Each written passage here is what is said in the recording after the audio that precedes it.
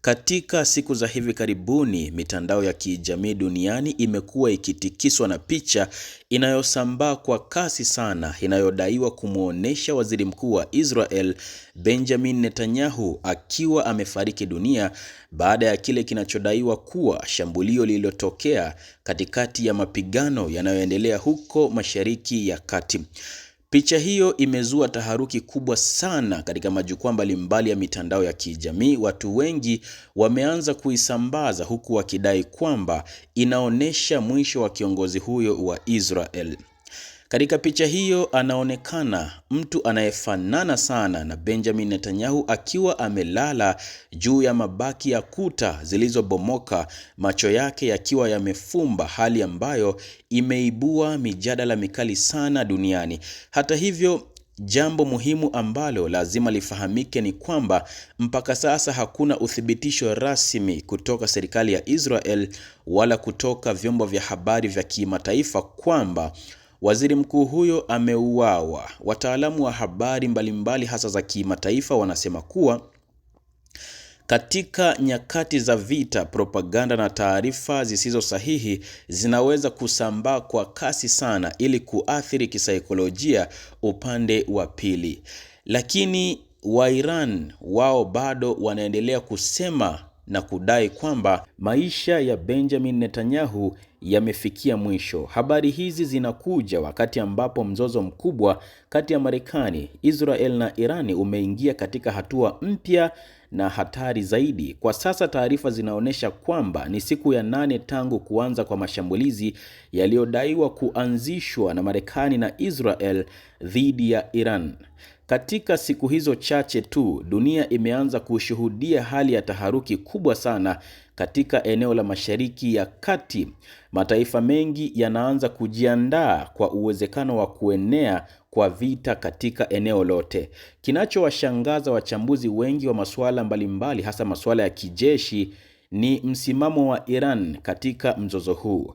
Badala ya kurudi nyuma au kukubali shinikizo la kijeshi kutoka kwa wapinzani wake, Iran imeonekana kuonesha uthubutu mkubwa na kuendelea kusisitiza kwamba haitasalimu amri hata kidogo. Katika siku zilizopita, viongozi wa Iran waliitoa kauli kali sana wakidai kuwa wanajua mahali ambapo waziri mkuu wa Israel hufanyia mikutano yake. Iran ilisema kuwa inafahamu mahali ambapo waziri mkuu wa Israel Benjamin Netanyahu hufanyia mikutano yake. Kauli kama hii kwa kawaida huchukuliwa kama ishara ya vitisho vya kijasusi. Inaonyesha kwamba Irani inaweza kuwa na uwezo wa kufuatilia mienendo ya viongozi wa Israel, jambo ambalo linaweza kuongeza hofu ya mashambulizi ya kulenga viongozi wa kisiasa.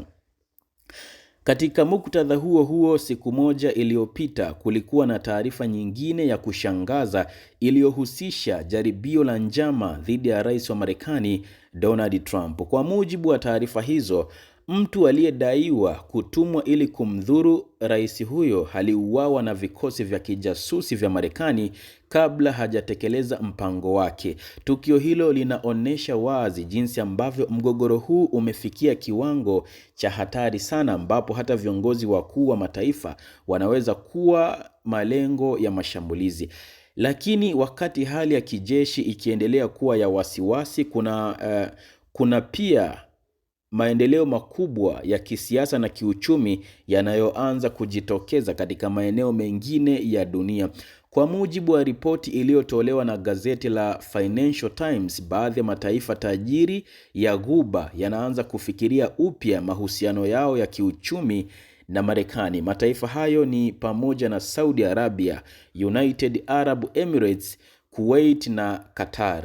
Ripoti hiyo ilisema Saudi Arabia, Umoja wa Falme za Kiarabu UAE, Kuwait na Qatar wanajadili uwezekano wa kujiondoa katika baadhi ya mikataba yao na Marekani. Hatua kama hii inaweza kuwa na athari kubwa sana katika uchumi wa dunia, kwa sababu mataifa hayo ni washirika wakubwa wa Marekani katika sekta ya nishati na uwekezaji. Ripoti hiyo pia iliongeza kwamba wanataka kufuta baadhi ya mipango yao ya uwekezaji wa baadaye nchini Marekani ili kupunguza mzigo wa kiuchumi unaosababishwa na vita dhidi ya Iran. Hii inaonyesha kwamba vita hii haiathiri tu nchi zinazopigana moja kwa moja, bali pia washirika wao wa karibu kiuchumi. Katika upande mwingine wa siasa za kimataifa, Urusi nayo pia imeanza kujihusisha kidiplomasia katika mgogoro huu. Kwa mujibu wa taarifa rasmi, Rais wa Urusi Vladimir Putin amefanya mazungumzo ya simu na Rais wa Iran Masoud Pezeshkian. Katika mazungumzo hayo, Putin amesisitiza msimamo wa Urusi kuhusu mgogoro huo. Taarifa hiyo ilisema Putin amethibitisha tena msimamo wa Urusi wa kutaka mapigano yasitishwe mara moja na kupinga matumizi ya nguvu kutatua masuala yanayohusiana na Iran. Hii inaonyesha kwamba Urusi inajaribu kujionyesha kama nguvu ya kidiplomasia inayotaka kupunguza mvutano badala ya kuchochea. Lakini wakati mazungumzo ya kisiasa yanaendelea, uwanja wa vita unaendelea kuleta matukio makubwa ya kijeshi.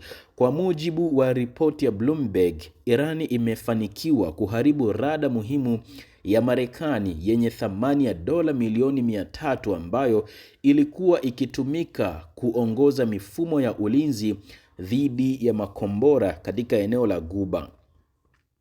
Ripoti hiyo ilisema Iran imefanikiwa kuharibu rada muhimu ya Marekani yenye thamani ya dola milioni 300 iliyokuwa ikitumika kuongoza mifumo ya ulinzi dhidi ya makombora katika eneo la Ghuba.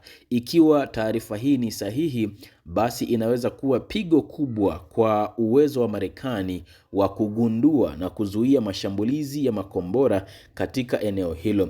Kwa ujumla, hali ya sasa inaonyesha kwamba mgogoro huo umeanza kuchukua sura ya mgogoro mkubwa wa kimataifa ambao unaweza kuhusisha mataifa mengi zaidi ikiwa hautadhibitiwa mapema. Wataalamu wa kisiasa za kimataifa wanasema kwamba vita vya sasa havipiganwi tu kwa silaha bali pia kwa taarifa na propaganda. Ndio maana picha kama ile inayodai kumwonyesha Benjamin Netanyahu, waziri mkuu wa Israel, inaweza kuwa sehemu ya vita ya kisaikolojia inayolenga kuathiri maoni ya watu duniani. Katika zama hizi za teknolojia na mitandao ya kijamii, habari inaweza kusambaa duniani kote ndani ya dakika chache hata kama haijathibitishwa. Ndio maana wataalamu wanasisitiza umuhimu wa kuchunguza na kuthibitisha taarifa kabla ya kuziamini, hasa wakati wa migogoro mikubwa ya kijeshi. Swali kubwa ambalo dunia inaendelea kujiuliza kwa sasa ni hili: je, mgogoro huu utaendelea kuongezeka na kuwa vita kamili ya kikanda inayoweza kuhusisha mataifa mengi zaidi, au diplomasia ya kimataifa itaweza kuzuia hali hiyo kabla haijawa mbaya zaidi? Kwa sasa macho ya dunia yote yameelekezwa Mashariki ya Kati, huku kila taarifa ikifuatiliwa kwa karibu hatua zinazochukuliwa na viongozi wa mataifa makubwa katika siku zijazo. Hii ndio imekuwa habari ambayo tumekuwa nayo muda huu katika meza yetu ya habari, nasi tumeiandaa na tunaisogeza kwako ili kusudi mpenzi mtazamaji na mfuatiliaji wetu upate kujua na kufahamu ni kipi kinachoendelea kwa sasa huko Mashariki ya Kati. Kufuatia habari hii, wewe ni upi mtazamo wako na ni yapi maoni yako? Share mtazamo wako na maoni yako nasi hapo chini kwenye upande wa comment, lakini pia hakikisha ya kwamba unatufuata kwenye mitandao yetu ya kijamii ikiwemo Instagram, Facebook, Twitter, TikTok pamoja na mitandao mingine kwa jina moja tu la Habari Kiganjani.